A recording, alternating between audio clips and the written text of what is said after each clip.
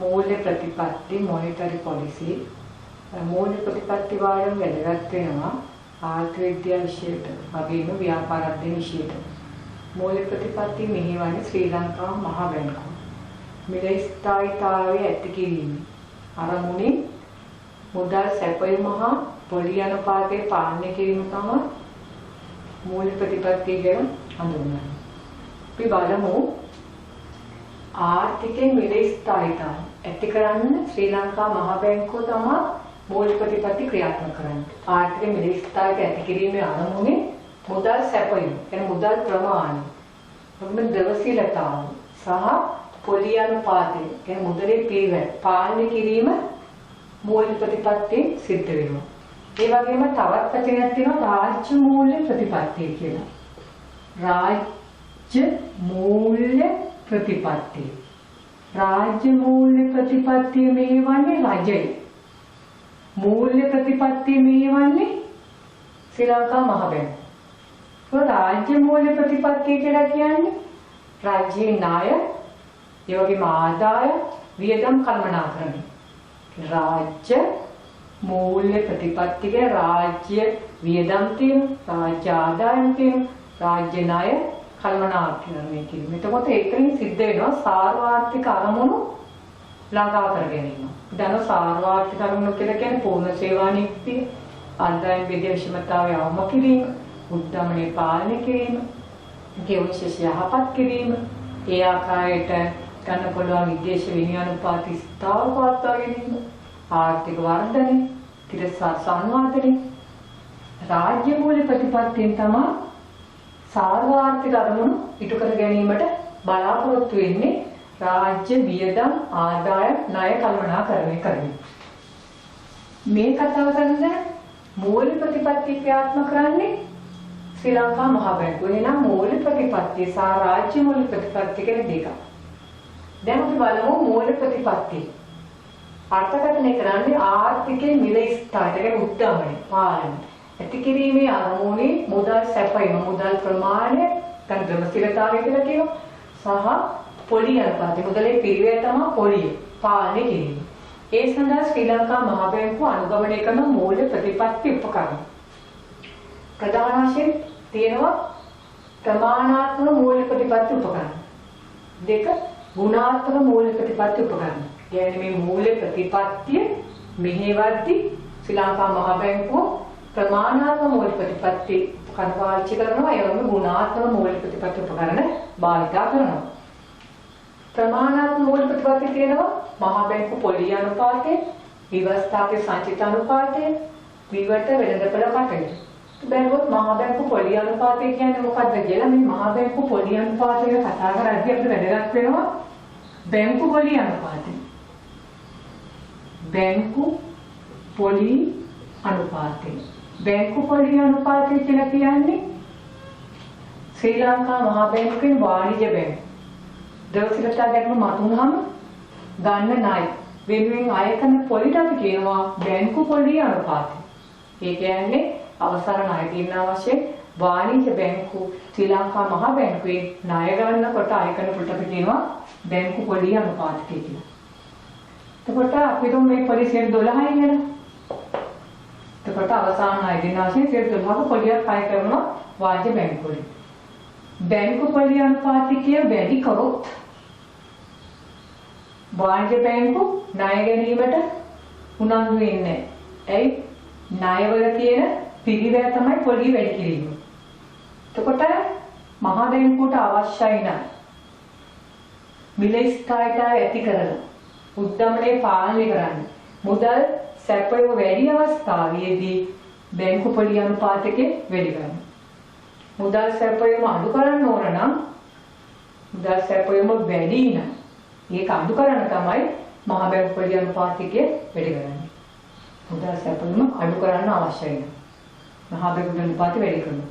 මුදල් සැපයීම වැඩි කරන්න අවශ්‍ය නම් මේ පොලි අනුපාතකේ අඩු කරනවා. අපි ඊළඟට කතා කරමු මේ මහ බැංකු පොලි අනුපාතය තුල තියෙන තවත් වැදගත් වෙන අනුපාත. එකක් තමයි නිත්‍ය තැන්පතු අනුපාතය. නිත්‍ය තැන්පතු අනුපාතය. නිත්‍ය තැන්පතු අනුපාතයට අපි කියනවා SDFR කියලා. කලින් කිව්වේ ප්‍රති මිලදී ගැනුම් අනුපාතය කියලා. නිත්‍ය තැන්පතු අනුපාතය කියන එකේ තේරුම තමයි අන්තර් බැංකු එක්ෂණ ණය වෙළඳපොලේ එක් දින ගනුදෙනු සඳහා වැදගත් වෙනවා මේ නිත්‍ය තැන්පතු පොලි අනුපාතය කියන එක. අපි කියනවා මේකට පොලි කොරිඩෝර් පහළ සීමාව කියන. පහළ සීමාව. වාණිජ්‍ය බැංකුවල අධි ද්‍රවශීලතාවයක් තියෙනවා නම් වාණිජ්‍ය බැංකු එදිනෙදා ගනුදෙනු කළ අවසන් පසු මේ අධි ද්‍රවශීලතාව තැන්පත් කරන්න පුළුවන් ශ්‍රී ලංකා මහා බැංකුවේ තැන්පත් කරාම දෙන පොලියට අපි කියනවා නිත්‍ය තැන්පතු අනුපාතය. නිත්‍ය තැන්පතු පොලි අනුපාතය. නිත්‍ය තැන්පතු පහසුකම් අනුපාතය කියලා කියන්න පුළුවන්. ඒ වගේම තියෙනවා නිත්‍ය ණය අනුපාතය. නිත්‍ය ණය අනුපාතය. නිත්‍ය ණය අනුපාතය නැත්නම් නිත්‍ය ණය පොලි අනුපාතය කියලා කියන්නේ ශ්‍රී ලංකා මහා බැංකුව වාණිජ්‍ය බැංකුවලට ද්‍රවශීලතා ගැටලු මතුවනහම වාණිජ්‍ය බැංකුවල තියෙන සුරකුම් කියන භාණ්ඩාගාර බිල්පත් වගේ දේවල් ඇපේට තියාගෙන ණය සැපේකට අපි කියනවා නිත්‍ය ණය අනුපාත කියලා. වාණිජ්‍ය බැංකුවල මූල්‍ය දුෂ්කරත නැත්නම් ද්‍රවශීලතා ගැටලු මතුවන අවස්ථාවේදී ශ්‍රී ලංකා මහා බැංකුව මැදිහත් වෙලා නිත්‍ය ණය අනුපාත පහසුකම් ඇත්තේ පොලි අනුපාත දෙන අපේ ඉහළ සීමාව. කියනවා පොලි කොරිඩෝරේ ඉහළ සීමාව කියලා නිත්‍ය ණය අනුපාත පහසුකම් වලට. අපි කියනවා SLFR, SDFR, SLFR. කලින් කිව්වේ මේකට ප්‍රති විකුණුම් අනුපාතය. එතකොට ප්‍රමාණාත්මක මූල්‍ය ප්‍රතිපත්ති උපගන්වන මහා බැංකු පොලි අනුපාතයේ සමන්තලා කියනවා බැංකු පොලි අනුපාතය. කියන අවසාන ණය දෙන වශයෙන් ණය කරන පොලි අනුපාතය. නිත්‍ය තැන්පතු අනුපාතය කියන වාණිජ්‍ය බැංකුවල අධි ද්‍රවශීලතාවය ශ්‍රී ලංකා මහා බැංකුවේ තැන්පත් කරාම නිත්‍ය තැන්පත් කරාම දෙන පොලියට අපි කියනවා නිත්‍ය තැන්පතු පොලි අනුපාතය. නිත්‍ය තැන්පතු අනුපාතය. නිත්‍ය ණය අනුපාතය කියලා කියන්නේ ශ්‍රී ලංකා මහා බැංකුව වාණිජ්‍ය බැංකුවල මූල්‍ය දුෂ්කරතා මතුවනහම අපි කියනවා ද්‍රවශීලතා ගැටලු මතුවනහම අප තියාගෙන සුරකුම්පත් බිල්පත් අප තියාගෙන දෙන පොලියට අපි කියනවා අය කරන පොලියට අපි කියනවා නිත්‍ය ණය පොලි අනුපාතය කියලා. පොලි කොරිඩෝර් ඒක්ෂණ මුදල් වෙළඳපොලේ පොලි කොරිඩෝරේ පහළ සීමාව තමයි නිත්‍ය තැන්පතු අනුපාතය. අපිට මේක 6යි කියලා. ඉහළ සීමාව අපිට 7යි කියලා. ඒක තමයි නිත්‍ය ණය අනුපාතය. කොට මේ ආකාරයට අපිට ප්‍රමාණාත්මක මූල්‍ය ප්‍රතිපත්ති උපකරණ තියෙන මහා බැංකු පොලි අනුපාතය විග්‍රහ කරන්න පුළුවන්. ඊළඟට වැදගත් වෙන ව්‍යවස්ථාපක සංචිත අනුපාතය. ව්‍යවස්ථා සංචිත අනුපාතය කියලා කියන්නේ ශ්‍රී ලංකා මහා බැංකුවේ නියමයන්ට අනුව වාණිජ්‍ය බැංකුවල තියෙන තැන්පතු වලින් කිසියම් සංචිත වලින් අනුපාතයක් ශ්‍රී ලංකා මහා බැංකුවේ තැන්පත් කරනවා. අපි උදාහරණයක් ගමු. අපි හිතමු වාණිජ්‍ය බැංකු සතු මහජන තැන්පතු තියෙනවා කියලා 20000. හිතමු සංචිත අනුපාතය චල්ලි සංචිත අනුපාතය 106යි කියලා. දැන් 106ක් බැලුවම එනවා 20000ට 1200.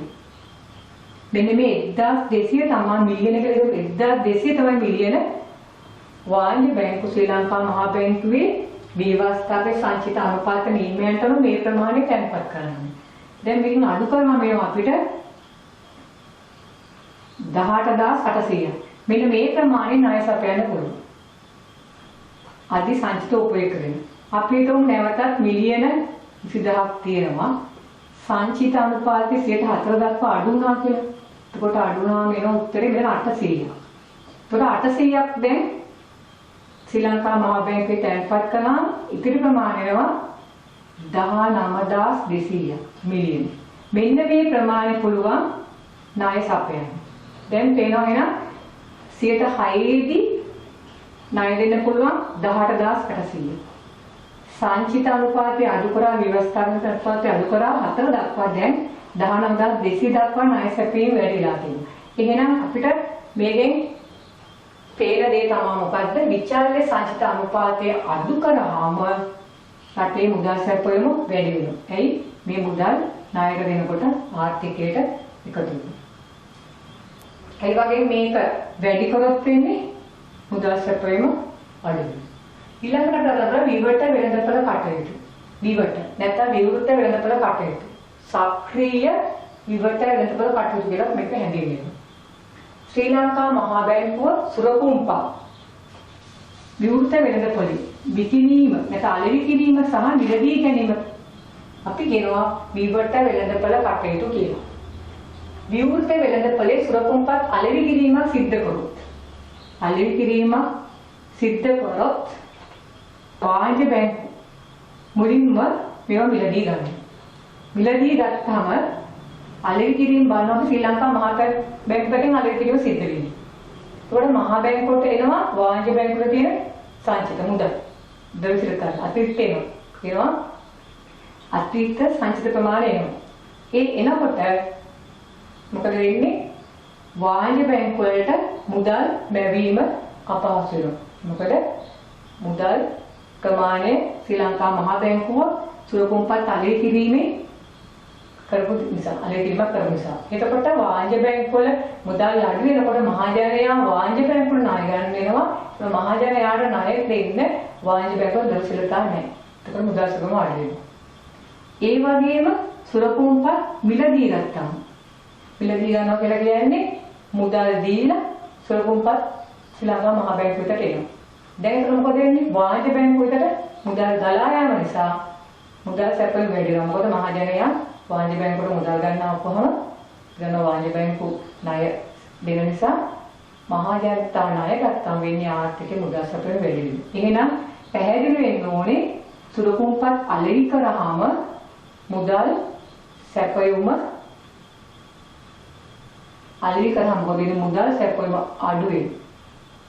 ඇයි? මහා බැංකුවට මුදල් තොගේ ගලාගෙන ඉන්න නිසා.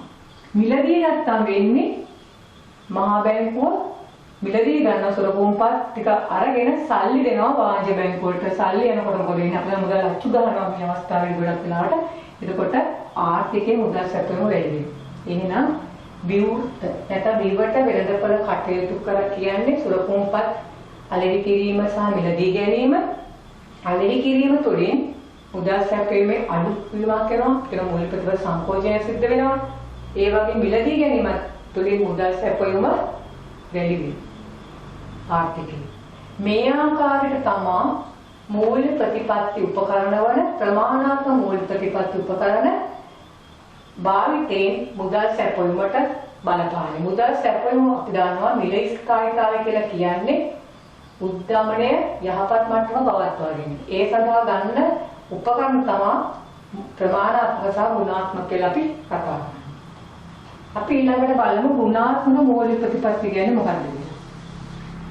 දැන් ප්‍රමාණාත්මක මූල්‍ය ප්‍රතිපත්ති වලින් පැහැදිලි අපිට ණය සැපයීමයි පාලනය වෙන්නේ.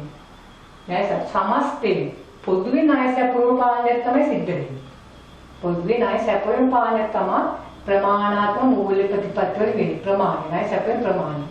ගුණාත්මක මූල්‍ය ප්‍රතිපත්ති වලින් වෙන්නේ ණය දිශානති වෙනස් කිරීම. මේක ප්‍රමාණාත්මක වගේ පොදු නෑ. මේක එක්තරා පැතිකඩවලට තමයි යන්නේ. සමස්තයට බලපානවා ප්‍රමාණාත්මක මූල්‍ය ප්‍රතිපත්ති. ගුණාත්මක සමස්තයට බලපාන්නේ නෑ. අපි ගුණාත්මක මූල්‍ය ප්‍රතිපත්ති කියලා කිව්වේ දිශානති වෙනස් කරන්න. මේ සඳහා තියෙනවා ප්‍රතිපත්ති වල යහ පෙළඹීම. අපි කියන ශිෂ්ට ප්‍රයෝග කියලා. යහ පෙළඹීම නැත්නම් ශිෂ්ට ප්‍රයෝග කියලා කියනවා.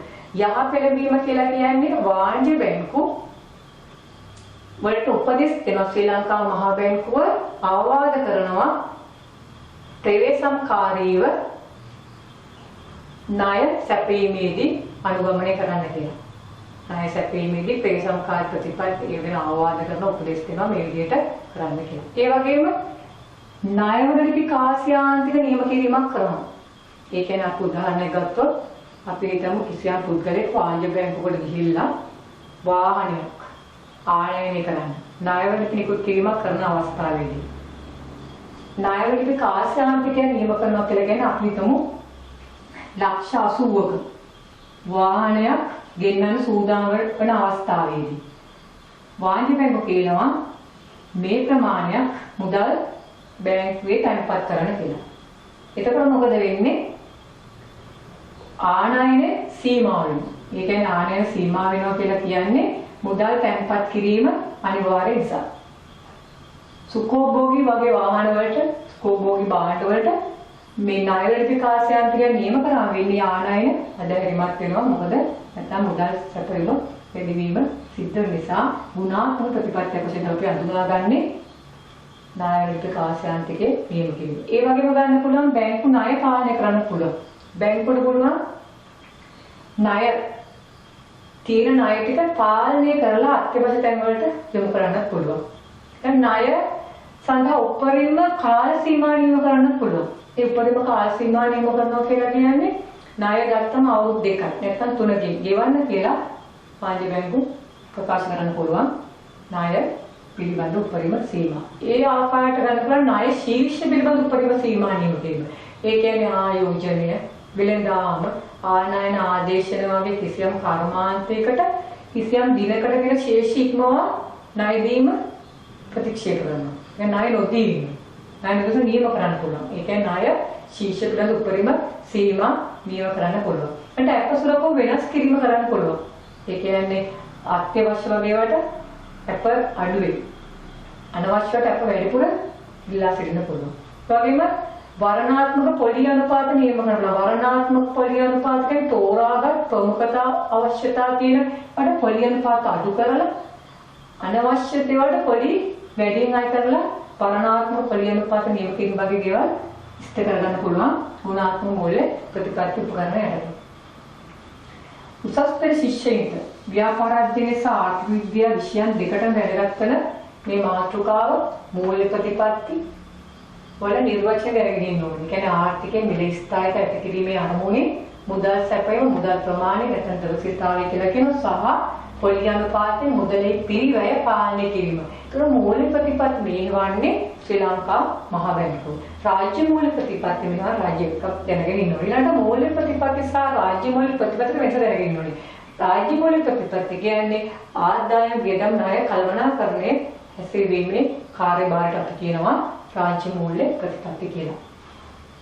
එතකොට තවත් එකක් තියෙනවා ප්‍රමාණාත්මක කියන්නේ රාජ්‍ය මූල්‍ය ප්‍රතිපත්ති වගේම මූල්‍ය ප්‍රතිපත්ති වැඩගත්වා ශ්‍රී ලංකා මහ බැංකුව ක්‍රියාත්මක කරන මූල්‍ය ප්‍රතිපත්ති ක්‍රියාත්මක ප්‍රධාන ක්‍රම දෙක තමයි ප්‍රමාණාත්මක මූල්‍ය ප්‍රතිපත්ති සහ ගුණාත්මක මූල්‍ය ප්‍රතිපත්ති.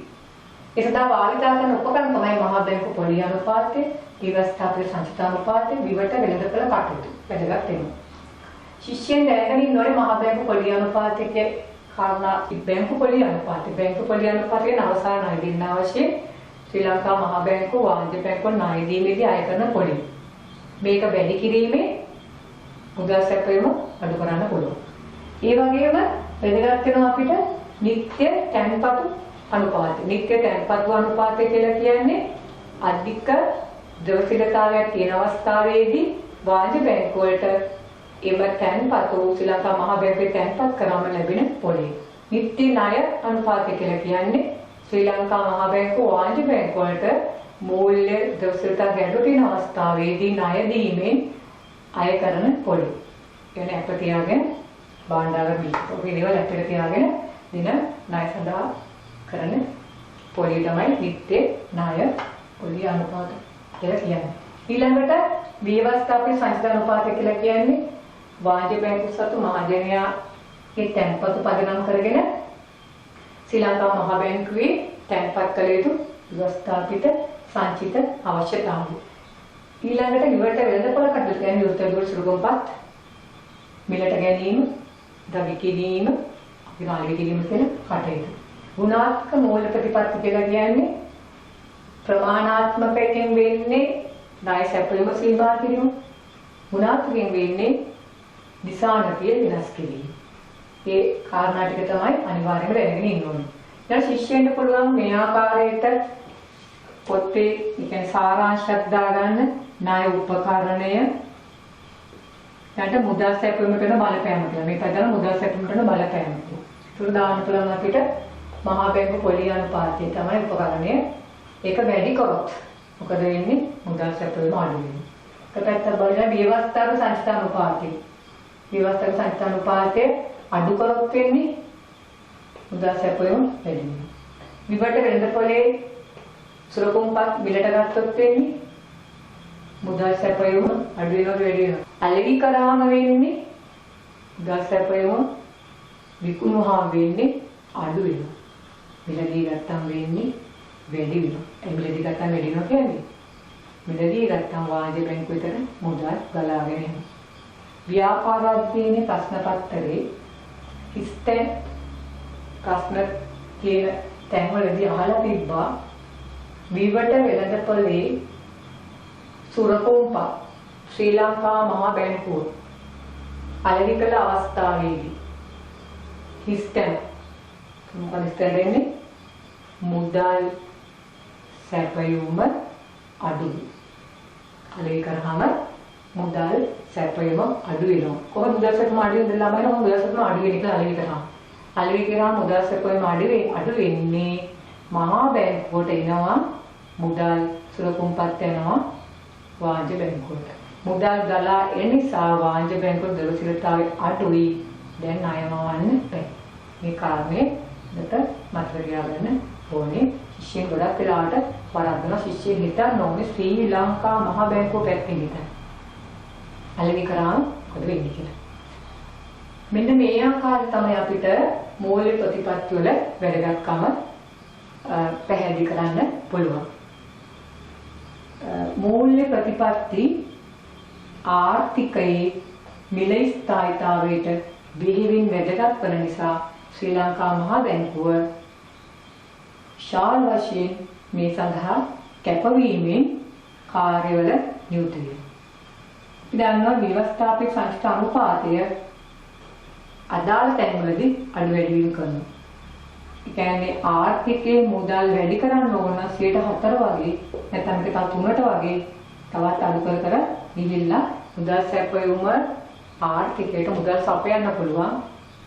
මුදල් සැපයුවොත් ඒ සමහර ආර්ථිකයේ ව්‍යාපාරිකයින්ට ණයට මේ මුදල් ගන්න පුළුවන් වෙලා ශ්‍රී ලංකා ආර්ථිකයේ කර්මාන්ත බිහි වෙලා රැකියා අවස්ථා බිහි වෙලා මූර්ත දලදේශ නිෂ්පාදනය වැඩි වෙලා ආර්ථික වර්ධනය කරා යන්නත් ශ්‍රී ලංකා මහා බැංකුවේ මූල්‍ය ප්‍රතිපත්ති බිහිවීම වැදගත් වෙනවා. ස්තුතියි ක්ලාරන්ස්.